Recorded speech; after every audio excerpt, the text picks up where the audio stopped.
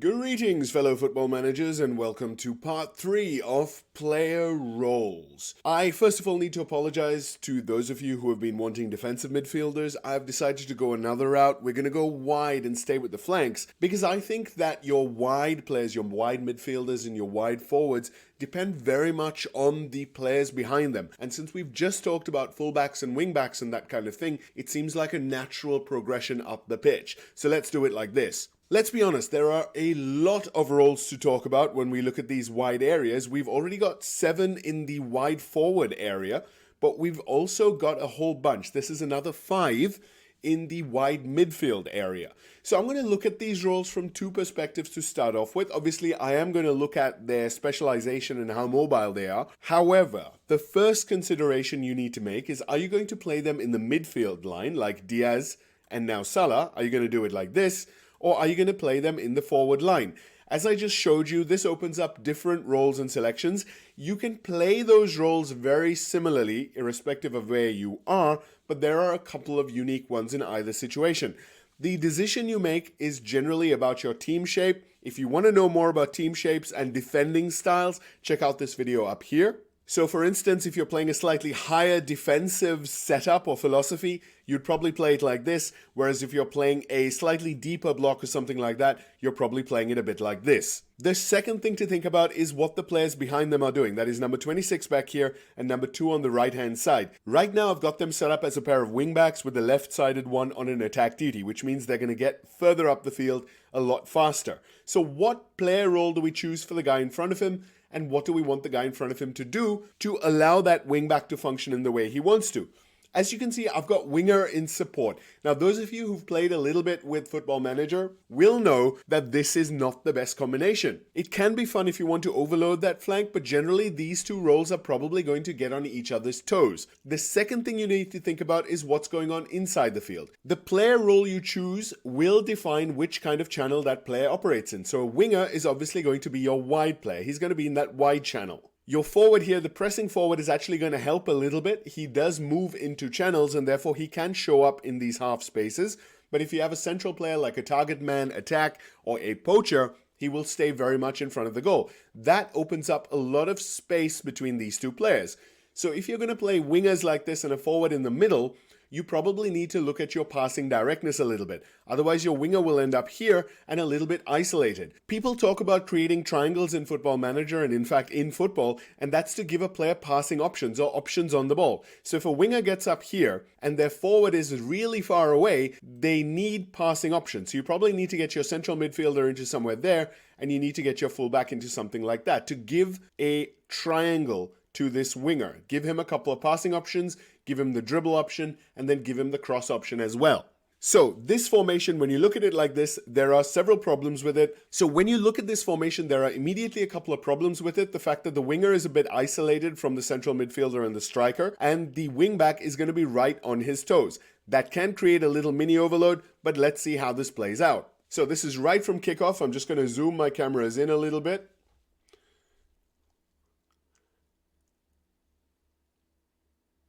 We can immediately see that there was a lot of distance between our central midfielder there and the 2 players on the wing.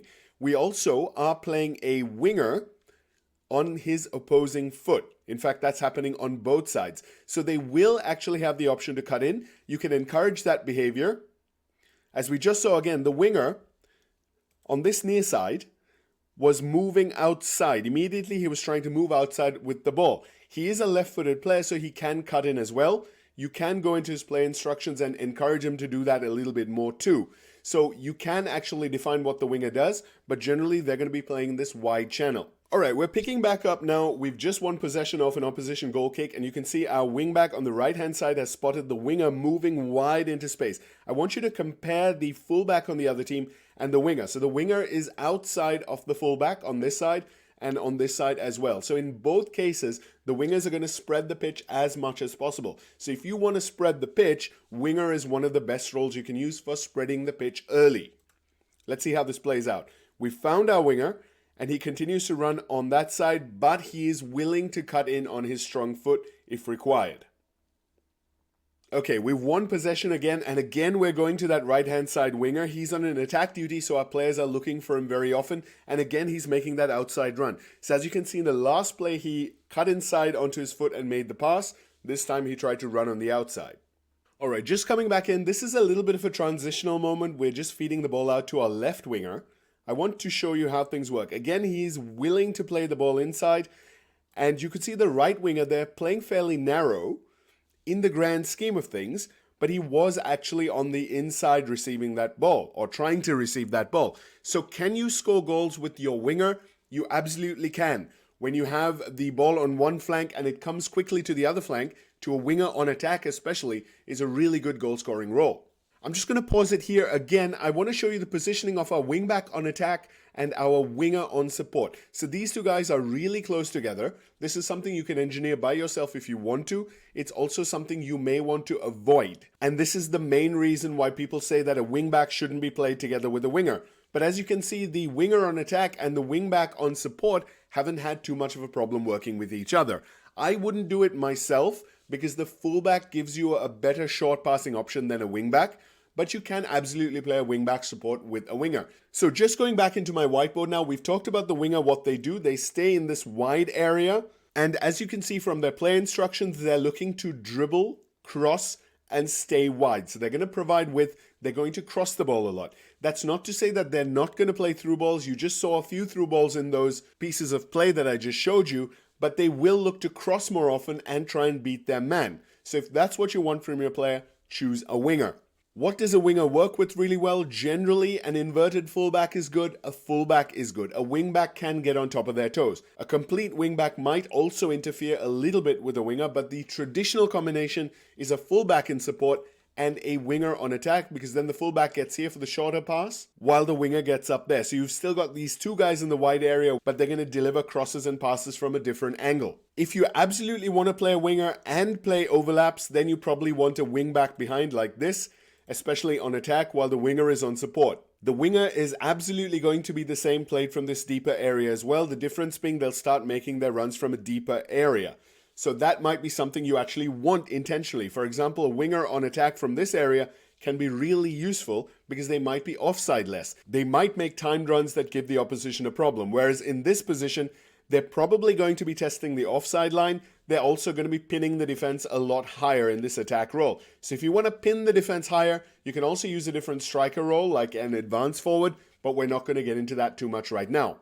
Since our left side looks like this, I also need to talk about the defensive winger. This is only available from this wide midfield area. It's not available from here. It used to be in older versions of Football Manager. It isn't any longer. This is your most defensive position, and you can equate it to something like a ball-winning midfielder. The guy's going to close down more, he's going to tackle harder, but he's also going to play like a winger. So a really hard-working winger type of player.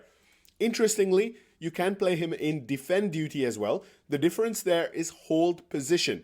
So he's going to be less like a winger. He's also not going to be playing very risky passes. He's going to be playing possession-oriented passes, simple passes. So this is almost like a defensive midfielder in a wide position. So this can be really useful if you do want that overlap happening. You can also play something like an inverted wingback on attack and have this guy getting all the way to the box as we discussed in our last video. Link up here if you haven't seen it. And you can have your winger actually holding position and securing that flank. So it's a really funky combination, but you might just have the players to pull it off. It will also confuse the hell out of the defense because they're generally going to be expecting this player to be up here, but instead you've got this guy coming up here. Crazy. So we've talked about the two wing roles, which is the winger who stays wide and the defensive winger who on a support duty will play like a winger, just tackle a little bit harder. We now need to talk about the playmaking roles. So in the wider area, you've got the wide playmaker. As you can see, shoots less often. He does cut inside with the ball. Passing risk is high, which means, playmaker. He's not going to cross. He's also going to be sitting narrow and roaming from position. So he's going to be kind of something like this here, which will help him get on the ball. So a good combination for that might be your wingback on attack, so that when the playmaker attracts the ball here, your wingback will provide the width. The other options for playmakers are generally found in this advanced area. There is the advanced playmaker. As you can see, he's not going to shoot very much. He's also going to be cutting inside. He's also not going to be crossing very much. So this guy is all about getting the ball, looking inside, and then playing killer passes on support. If you go up to attack, he's going to dribble. So the difference between advanced playmaker on attack and support is the running with the ball factor. Again, an advanced playmaker is a really good combination with a wingback because he will cut inside a little bit and look infield, which means you do need the wingback giving you some width or a complete wingback or something like that. Otherwise, you might get too narrow. But our last player is the ultimate luxury boy, the trequartista. It's a very, very famous word. I think it means something like 3/4 because he is in the 3/4 layer of the pitch there in the number 10 kind of layer.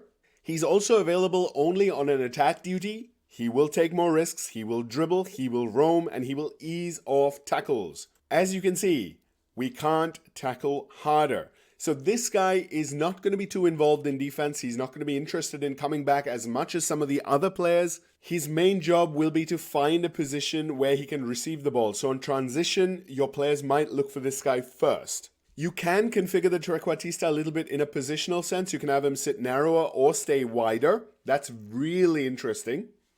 You can also make him play more direct passing. So for example, stay wider and direct passing will make him a trequartista really by the line.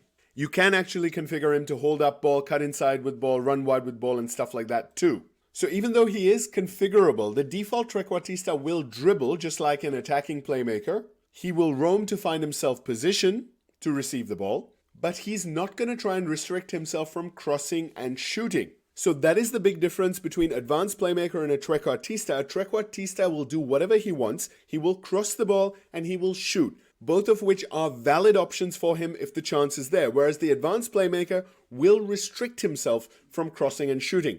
Obviously, they're not going to do it 0% of the time. If it's on, they will take it on, but generally, they will look for other options. Trequartista is very, very open to doing these other things. He's an open-minded lad. So if you want a playmaker on the wing, your choices are wide playmaker in this deeper area. Again, they can be played on attack, which means he runs a bit more. That's more like an advanced playmaker on attack.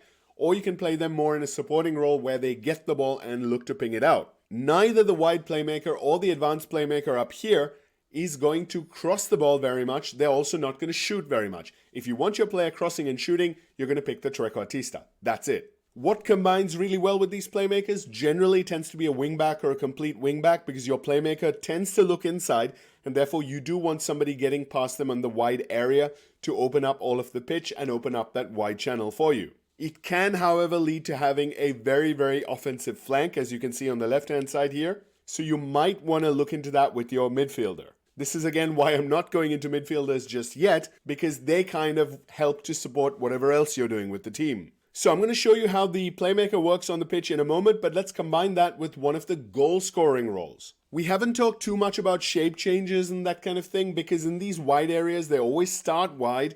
It's just the inside forward and the inverted winger who tend to cut inside a little bit into the half space. So they are your shape changers and they vacate the wide area. Players like trequartistas and playmakers tend to be your specialists, whereas your wingers and your inverted wingers and things like that tend to be your generalists. They're very, very configurable, but we'll get there in a sec. So I call these guys your goal scoring roles. Why is that? Your inside forward and your inverted winger get a lot closer to the goal than your wingers do, and most of your playmakers don't tend to shoot very much, so they're not going to score as many goals. That's why if you want goals from these positions, you're normally going to look at an inverted winger or an inside forward. What is the difference between these two things? Very, very simply, an inside forward is going to be passing the ball a little bit more. He will play some through balls, whereas the inverted winger is going to cross the ball a lot more. An inverted winger in support is almost like your central midfielder on support, or as we spoke about before, a very configurable role, like a fullback on support. He only has dribble more and cut inside with ball. The rest of it you can configure. That's why he's a generalist. An inverted winger on attack, on the other hand, will just get further forward. So you can actually configure this role to play it however you want. Let's go in here. You can say shoot more often or less often, depending on the player. You can take more risks or fewer risks. So do you want this guy making killer passes? It again depends on the player. You can also have them cross more often or less often.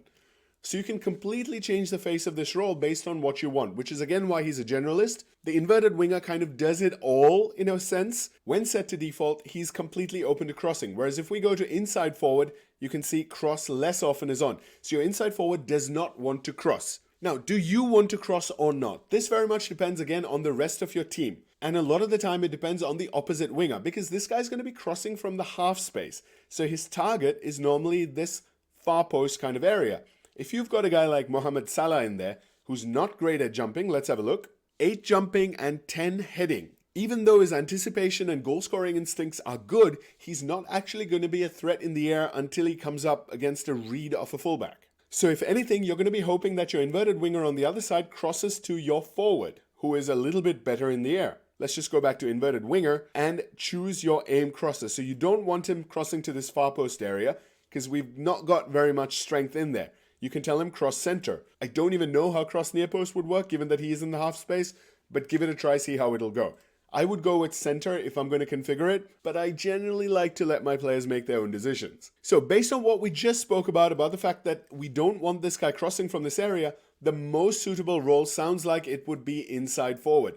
We're going to choose support rather than attack as well for the pure reason that we've got a wingback on attack on the other side, and I don't want to be charging players up the field. Now, we have spoken about player mentality. As you can see, inside forward and support is still very attacking. So he's not going to restrict himself from attacking at all, but on a support duty, he will make slightly later runs, which is fine. He will also track back a lot sooner. Your trequartista on attack, on the other hand, will not track back, which is why if you have so much attacking duties on the one side, you might want to actually be a little bit careful in the other side, because the alternative is that you're going to be defending with this unit of 7. That might leave you overloaded. Even the best teams need more men in defense. So while going through these roles, we've crafted a new setup here. To my eye, this looks a lot better. Let's see how it plays out. All right, we've just won the ball back. It's a goal kick. We've won the header. Header went straight to our inside forward on the left-hand side, who's come pretty far into the field. He won it in the half space. So as a winger, he would have been out here. He won it here, and he's taken one step inside. You can see the trequartista. He's way on the outside. He's finding as much space as possible. He could not be in a better place in terms of finding space. Let's see how this goes. The pass immediately goes there. Obviously, the pass was on, but it's also a playmaking role, so he is a ball magnet.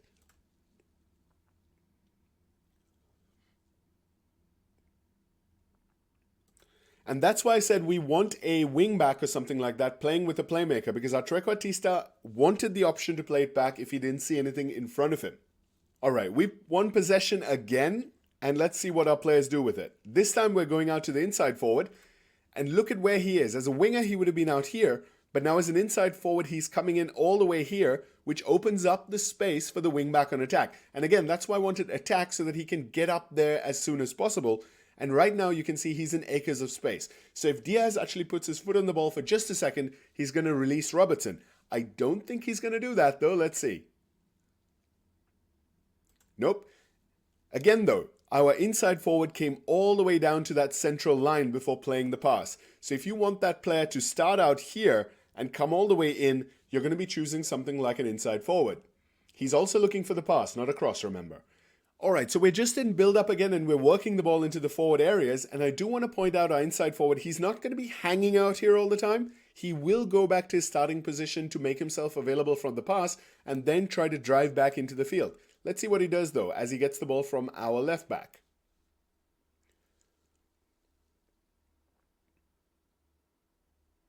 And it comes to nothing. Silly, silly, silly.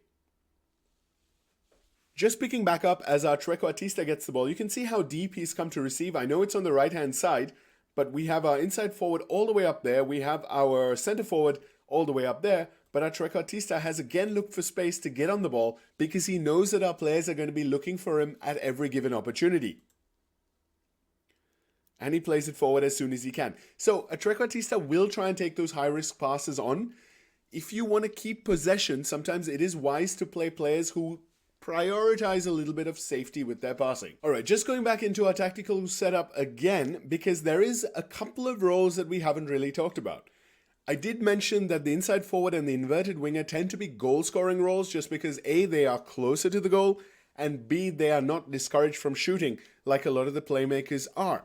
The other key goal-scoring role is this guy, the Raumdeuter. He is a space investigator as coined by, was it Thomas Müller from Bayern Munich? So this guy is really a bit like a poacher in a wide area. He's very much a goal-scoring role. He's a bit like a trequartista in the sense that he's going to look to find space, but his passes aren't going to be as expansive. He's not going to look for the killer ball as much. He will, but not as much. He's also not going to cross the ball very much.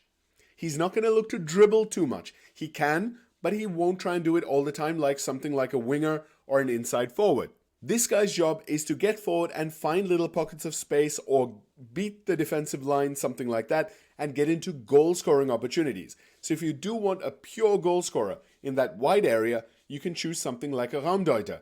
He's going to play possession and score goals.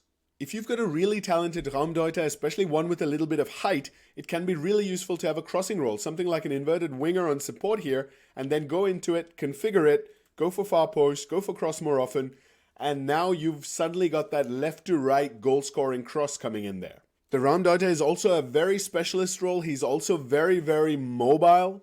He's going to be looking around for space all the time. Doesn't mean he's going to change the shape of your team. That's mainly the inverted winger and the inside forward who do that dramatically by going in from the wide area into the half space. A Raumdeuter, so what do you play behind a Raumdeuter? Again, I would suggest something like a wingback because he is going to be trying to get into the half space a little bit and generally roaming around to find space, which can free up that wide area for your wingback to exploit. Finally, the last role is a wide target forward. What on earth is this thing even? From what I know, this was popularized by a select few Scandinavian club teams. Basically, you've got a big man and you're sticking him on the flank rather than up top. So you might have something like a faster forward in there. You might have a shadow striker. You might have a wingback on attack, people running past the guy. But this guy is the one who gets the ball and holds onto it, takes it down, controls it, looks for the pass. He is a ball magnet, just like your Trequartista, just like your advanced playmaker, wide playmaker. So your team will look for this player, but his job, rather than to play that killer pass, is to hold up the ball for support and wait for that ball to open up. The difference again between support and attack is get further forward. Support will actually hold position a bit deeper. Attack will get further forward into the opposition line. What kind of combination of roles do you want? Basically, with a wide target forward on support, you want players running past him, like a wingback on attack, like a Mazala on attack. With a wide target forward on attack, you probably want guys for the knockback, something like a wingback support, fullback support, Mazala support, box-to-box support, stuff like that. What kind of player profile do you want for the wide target forward? Basically, a big guy, somebody who can hold up the ball, strength, probably jumping. You do want probably a little bit of balance and things like that. Vision and passing would be very, very good because once he holds up the ball, he then needs to play the ball on. And if you want players running past him, some vision and passing would be great. The wide target forward in support is a pretty static player. Unlike most of the other roles in this position, most of these are very, very mobile players. Most of these are specialists aside from the inverted winger. And I do want to point out one thing. You will find a role for what you want your player to do in this area, but if you don't, if you don't, go for an inverted winger, for example. Go into edit, and you can actually edit a lot of this stuff. You can actually create the profile of player you want. An inverted winger basically cuts inside with the ball and dribbles more. So you can develop that by saying, okay, do we want to shoot more often or less often? Maybe you've got a player who can't really shoot. Go for less often. But he can pass because he's got vision and passing. So take more risks. He'll play a killer ball like a playmaker. His crossing is low. Let's go for cross less often. Or maybe his crossing is high. Go for cross more often. If you want him to cross from deep, go for that. Now he's going to sit in that hole a little bit and he's going to ping crosses across. Crosses across. I do it all the time, don't I? You can tell him to roam to find space a little bit more. Alternatively, you can go for hold position. If you've got something like a wingback bombing past and you want this guy to be a bit more ready, a bit deeper on the field, or even to offer that deeper option to the wingback, you can tell him to hold rather than let him get forward and get into the box. Again, this is on a support duty. You can have him stay wider, you can have him sit narrow. You can do something like that as well.